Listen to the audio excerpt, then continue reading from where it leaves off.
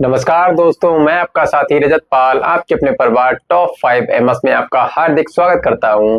आशा करता हूं आप सब एकदम बेहतर होंगे, बेहतरीन होंगे।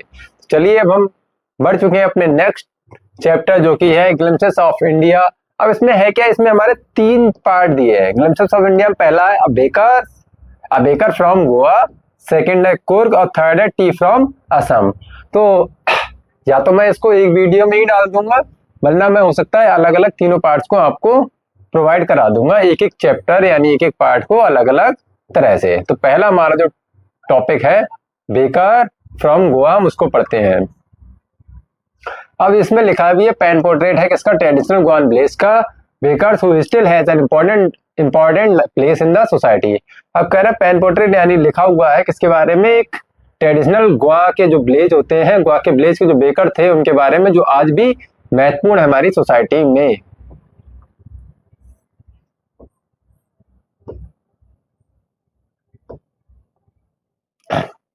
ठीक है, चलिए इसको शुरू करते हैं हम। अब लिखा है हमारे are elders are often heard reminiscing nostalgically about those good old Portuguese days, the Portuguese and their famous loaves of bread।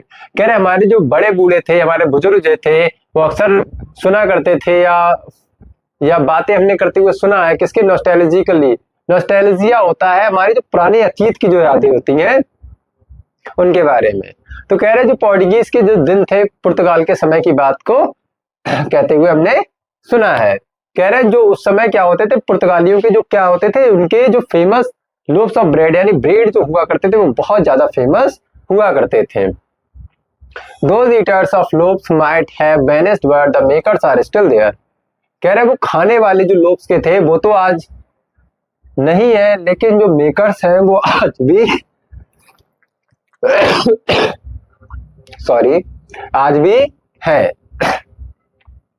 यानी होता क्या है, समय समय के साथ क्या होता है, इंसान नहीं रहता है। तो वही कह रहे हैं कि जो ईटर्स थे लोब्स के वो अब तो नहीं रहे, लेकिन अभी जो बनाने वाली जो कला है यानी जो बनाने वाले लोग हैं वो आज भी मौजूद हैं।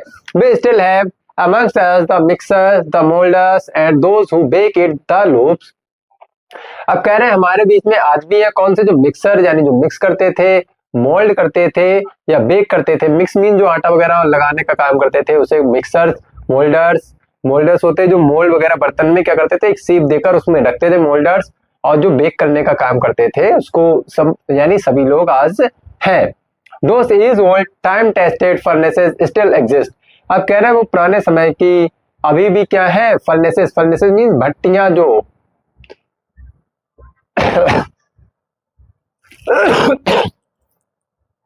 आज भी भट्टियां हैं। The fire in the furnaces has not yet been extinguished the third and jingle of. अब कह रहे हैं जो फायर थी यानी जो आग है वो अभी भी बुझी नहीं, एक्सटिंग्विश मीन बुझी नहीं है। The third and jingle of the traditional bakers bamboo heralding this arrival in the morning can still be heard in the some places। अब कह रहे हैं थर्ड मीन्स होता है किसी पर इस तरह से, जैसे बम्बू यानी बांस की जो लकड़ी होती है उसको इस तरह से बजाते हुए आना। तो कह रहे हैं वो आज भी वैसा का वैसा ही है, यानी जैसे हमारे यहाँ कोई आते हैं भोपा बजाते हुए चले जाते हैं तो हमें पता रहता है कि कौन आया है। तो इसी तरह क्या होते थे वो बेकर्स जो होते थे, ब्रेड लेकर जो आते थे वो भी इसे थर्ड एंड जिंगल का साउंड करते हुए आते थे। आज भी ऐसा साउंड कहीं कहीं जगह पर मतलब इसी तरह से आज भी लोग आते हैं। May be the father is not alive but the son still carries on the family profession. कह रहे शायद पिताजी अब जिंदा ना हो लेकिन उनका जो बेटा है वो आज भी फैमिली का प्रोफेशन यानी जो ब्रेड का काम है वो आज भी कर रहा है। These bakers are even today known as pader in Goa. अब कह रहे हैं इन बेकर्स को आज पैडर के नाम से गोवा में जाना जाता है। During our childhood in Goa, the bakers used to be our friend, companion and guide। कह रहे हैं हमारे जो चाइल्डहुड यानी बचपन के समय में गोवा में क्या होता, गोवा में हमारे बचपन के समय जो बेकर थे उनको हमारा दोस्त, हमारा साथी, हमारा गाइड कहा जाता था। He used to come at least twice a day। अब बस 2 बार, लगभग एक दिन में 2 बार आया करते थे। Once when he set out in the morning on his selling round and then again when he returned after emptying his huge basket। कह रहे पहली बार जब सूरज यानी सुबह होती थी तब वो बेचने के लिए जब जाते थे तब आते थे, और दोबारा कब आते थे, जब वो बाहर मतलब जब लौटते थे, यानी ब्रेड सारे बेच कर जब वो वापस लौटते थे, यानी अपनी जो बास्केट होती थी उसको खाली करके जब वापस लौटते थे तब हमारे घर की तरफ से गुजर के जाते थे। The jingling third of his bamboo woke us up from sleep and we ran to meet and greet him. Why was it so? Was it for the love of the loaf? Not at all. The loaves were bought by some Paskin or Westin. अब कह रहे the maid servant of the house, तो यहां तक कहा है कि जो है जो जिंगलिंग साउंड था बैम्बू का वो हमें उठा दिया करता था हमारी नींद से, और हम उससे मिलने जाते थे और उसे ग्रीट करने यानी नमस्ते राम राम करने हम लोग चले जाते थे। वाई वाज इट सो, कह रहे ऐसा क्यों होता था, क्या उस जो लोफ होता था यानी जो ब्रेड होता था उसके प्यार के लिए, यानी उसके लिए ऐसा करते थे हम लोग। कह रहे ऐसा कुछ नहीं था। The loaves were bought by some Paskin or Westin, the maid servant of the house. अब कह रहे ये तो ऐसा तो नहीं था, ये क्या करते थे, ये जो ब्रेड थे ये कौन खरीदते थे, हम पैस्किन और बेस्टीन कौन थे, जो सर्वेंट थे, जो सर्वेंट थे वो इस ब्रेड को खरीद दिया करते थे, यानी हम ब्रेड के लिए तो हम इतना ज्यादा खुश नहीं होते थे। What we longed for were those bread bangles which we choose carefully. ये था किसके लिए, क्योंकि हम बड़ा इंतजार करते थे किसका, ब्रेड बैंगल्स का, विच वी चूज केयरफुली, जिसे हम बड़े ध्यान से चुनते थे, यानी सेलेक्ट किया करते थे। यानी वो वेट किसका करते थे, ब्रेड का वेट नहीं करते थे, ब्रेड की जो बैंगल आती है जो गोल गोल सर्कल में, जैसे डोनट, जैसा इस समय आज डोनट आता है उसी तरह का एक बैंगल ब्रेड बन के आता था, और स्वीट ब्रेड कह रहे हम उसको सेलेक्ट करने जाया करते थे। कह रहे sometimes sweet bread of special make, the bakers made his musical entry on the scene with the zang zang sound of specially made bamboo stuff. अब कह रहे हैं समटाइम क्या होता था, ये ब्रेड कैसा होता था, मीठा होता था, जो बेकर थे वो म्यूजिकल एंट्री करके हुए आते थे, यानी झैंग झैंग साउंड बजाते हुए चले आते थे, वो बैम्बो को बजाते हुए चले आते थे झांग झांग करके, जो भी साउंड प्रोड्यूस करते था वो। One hand supported the basket on his head and the other bang the bamboo on the ground. अब कह रहे एक हाथ जो था उनका बास्केट यानी जो डलिया होती थी उसको पकड़ कर रखते थे, दूसरे हाथ से क्या करते थे वो साउंड को बजाते हुए, मतलब वो बैम्बू यानी बांस की लकड़ी को बजाते हुए चले आया करते थे। Who would greet the lady of the house with good morning and then place his baskets on the vertical bamboo. अब कह रहे हुआ क्या करता था, वो आते थे तो वहां की जो घर की जो महिला होती थी उनको गुड मॉर्निंग विश करते थे, और फिर क्या करते थे वो बास्केट को बैम्बू पर रख देते थे, वर्टिकली यानी बांस खड़ा किया उसके ऊपर, मतलब वो जो क्या कहते हैं उसकी जो बास्केट हुआ करती थी ब्रेड की, उसको उसके पर रख दिया करते थे। We kids would be pushed aside with a mild rebuke and the loaves would be delivered to the servant. अब कह रहे हम बच्चे थे, हमें क्या करता था, धक्का देके हटा दिया जाता साइड में, हट जाओ साइड में, कह रहे थोड़ी सी डांट के साथ हमें हटा दिया जाता था, और जो लोब्स थे यानी जो ब्रेड थे वो किसे दे दिए जाते थे, हमारे यहाँ सर्वेंट्स को दे दिए जाते थे, नौकरों को दे दिए जाते थे। लेकिन but we would not give up, we would climb a bench or the parapet and peep into the basket. अब कह रहे हैं हम लेकिन हार नहीं मानते थे, हम क्या करते थे पैरपेट पे चढ़ जाते थे और वहां से झांकते थे बास्केट की तरफ। अब पैरपेट होता है जैसे हमारी जो चार दीवारी होती है उसके उसमें से, जैसे मान लो हमारी जो छत बनी है इसके ऊपर ये इस तरह से बना दे हम ग्रिल जो लगा दे, और यहाँ से हम लोग क्या कर रहे थे, यहाँ से हम लोग झांकते थे, ठीक है, यही कह रहे हैं। Somehow I can still recall the typical fragrance of those loaves for the elders and the bangles for the children. अब कह रहे हैं मैं आज भी उस टिपिकल जो फ्रेग्रेंस थी यानी जो उसकी महक थी, जो खुशबू थी, मैं आज भी याद कर लेता हूँ, मतलब आज भी मुझे वो याद है, यानी याद कर सकता हूँ, मतलब इतनी ज्यादा किसी चीज को आपने खाया हो तो उसका एक एक चीज आप पहचान सकते हैं, तो उसी तरह से वो भी कह रहे हैं कि मैं आज भी उसको पहचान सकता हूँ। अब जो लोग हुआ करते थे वो बड़े लोगों के लिए था यानी ब्रेड्स, और बेंगल जो थी वो चिल्ड्रन यानी बच्चों के लिए हुआ करती थी। Then we did not even care to brush our teeth और वॉश आवर माउथ प्रॉपरली। अब कह रहे तब हमें क्या था, ये भी नहीं था कि हम अच्छे से दांत मांजे या अपने मुंह को अच्छे से धोएं। एंड वाई शुड बी और कह रहे हैं हम ऐसा करें भी क्यों?